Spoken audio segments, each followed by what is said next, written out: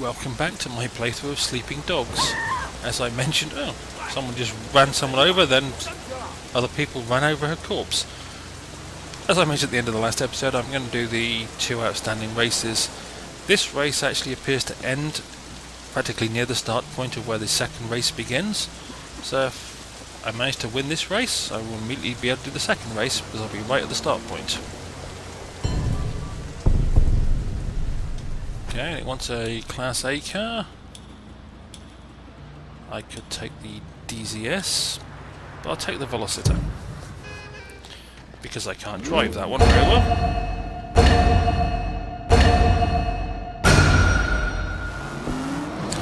And off we go. Let's take you out of the way for the moment.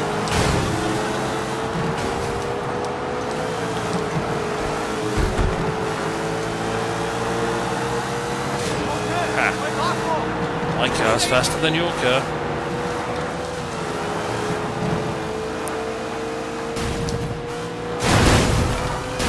Because the reason I say that is because I know I'm not a better driver. Well, we're going to go through that bit. A nice little detour to get a bit of a lead.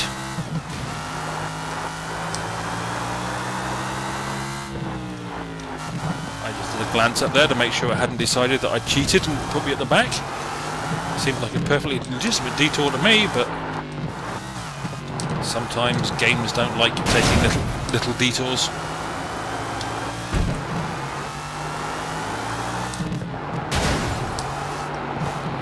That's what you get when you glance down at the mini-map to see where the route goes just as a corner appears.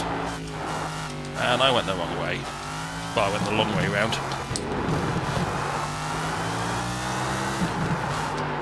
As long as I don't make too many horrific mistakes like that one, I should have a big enough lead to win this race, and then go straight on to the next race. I'm talking about this, and it's just over 50% through this race, so there's a lot of time for me to make mistakes.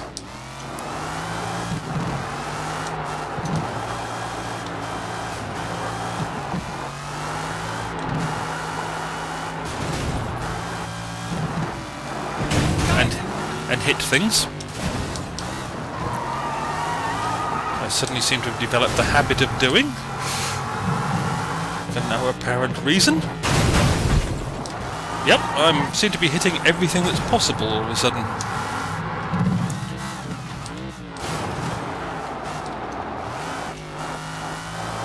That's 80% complete, and I'm still in the lead, so with a reasonable sized gap.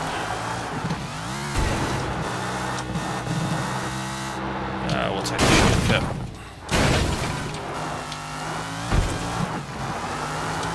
Whoa! Wasn't expecting him to come around the corner like that, and that should be the end of this race.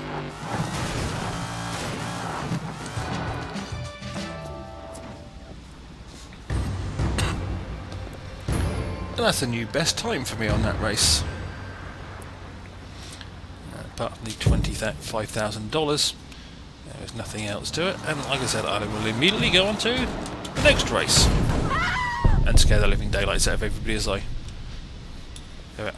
even use the same car.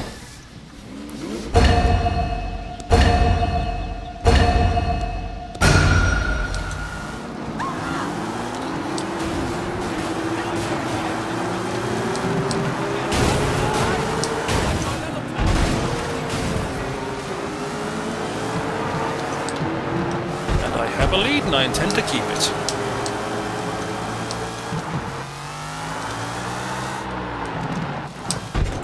Yeah, intentions and reality may be two entirely different things, of course.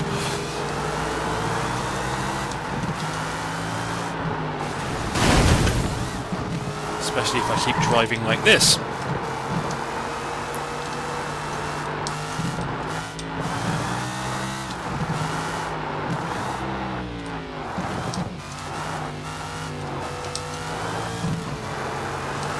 Because even though I am in the lead, just about, it's not a very big lead.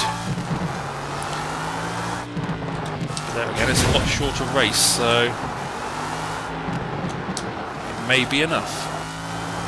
Oh, it's one of these with stairs all over the place, so I'm going to take flying lessons.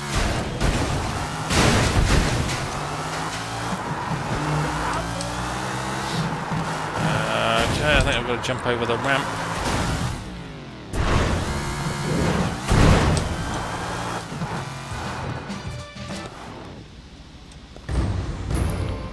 Oh, a new best time on that one as well. Always nice. And if you watch these, and you're always welcome to, I think it's Steam Massive that determines these, but you're always welcome to add me as a friend and see if you can beat my times, and then gloat about it when you do. Beyond that, okay, I've now got all the lockboxes in Aberdeen. I'm missing 2 in Central and 1 in Kennedy. Where's the one in Kennedy that I'm missing? Yeah, I can't see it. Oh, it probably counts as that one up there.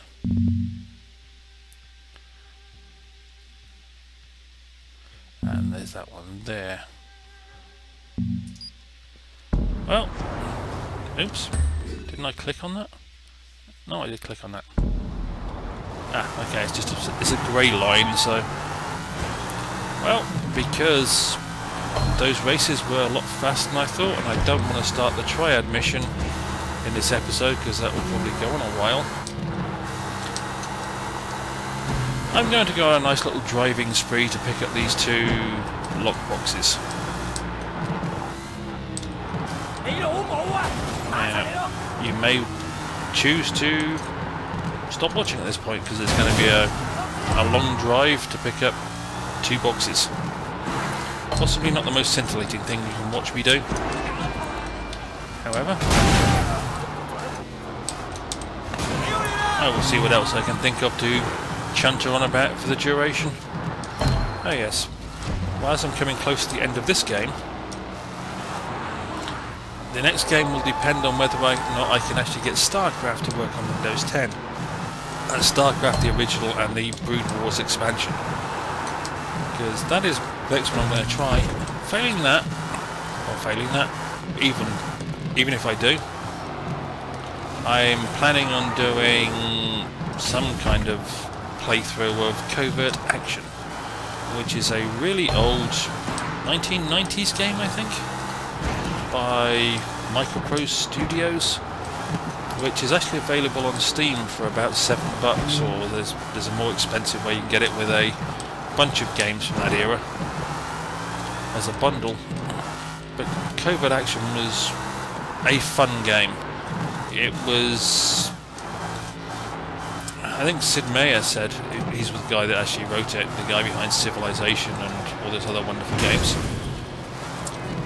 it was his favourite game of the time. It just wasn't as successful as he had hoped because there were too many bits to it and it seemed a bit disjointed at the time. But it's one of those games I loved. I thought it was a truly fun game. So it's got cryptography, running down clues, a bit of action if you... But yeah, and the graphics are 1990s style graphics, so they're not exactly tremendous. But there's combat, there's driving, there's cryptography and electronic hacking of something. You know, 1990s style. It's relatively simplistic in what it is, but it's still a good fun game. So that's, you know, that may be sooner rather than later, depending on whether or not I actually get StarCraft to work on this PC. And as I mentioned in previous videos, after that it's probably going to be some kind of Mount and Blade Warband and or Elder Scrolls Oblivion with one of the, I think it's called a Scuro's Oblivion Overhaul mod on it, which basically overhauls the whole game, makes it more fun. That's my plan of what to do next. Of course, my plans, if you've seen any of my playthroughs, especially the one on XCOM, you will know my plans have a habit of not working. Oh no, I don't. Do I want to go? No, I don't want to go that way. I want to go that way.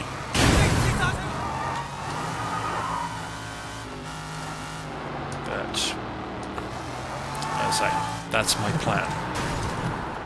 And then again, of course, it depends whether when Cook Serve Delicious 2 comes out, as to whether or not I move straight into that one, because that's a game I really am looking forward to.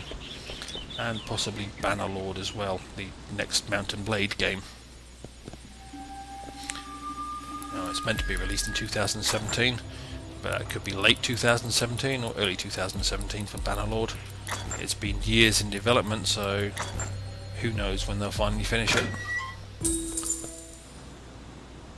Oh, I get a pistol out of it. Always nice to get a pistol. And oh, it's only a 750. I've got one of those already, so I'll take my car back. Let's have a quick look at the map, see if there's... Nope, there are no more lock boxes in this general area. But Aberdeen, which one's Aberdeen? Which one? Kennedy Town is which one? That's Aberdeen. That's Kennedy Town. So there's a lockbox supposedly in Kennedy Town that I haven't got. Oh, of course, the one at Two Chin's house, which I didn't get when I was doing the mission now, and I don't know if I can go back and get. Fair enough. But that's life, unfortunately. And Central, how many am I missing in Central? 2. That one. And that one. Okay.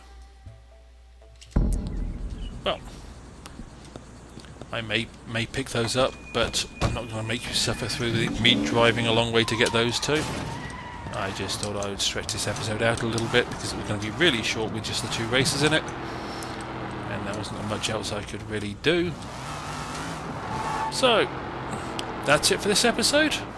I hope you enjoyed the 2 races, and yeah, if you have any suggestions, comments, etc. of games that you want me to do check out my Steam library. I'm willing to listen to your recommendations and suggestions. I may ignore you, but I will listen. I may not sort of do as you want, but I do tend to listen. Doesn't mean that I actually will do it, but you can but ask, and I can but say yes or no. Which way I want to go? I want to go right. I'm doing a good job of running people over. Anyway, okay, I think I've chanted on long enough now. As always, hope you enjoyed, and I hope to see you down the road. Adios, hasta la vista, via Scondias.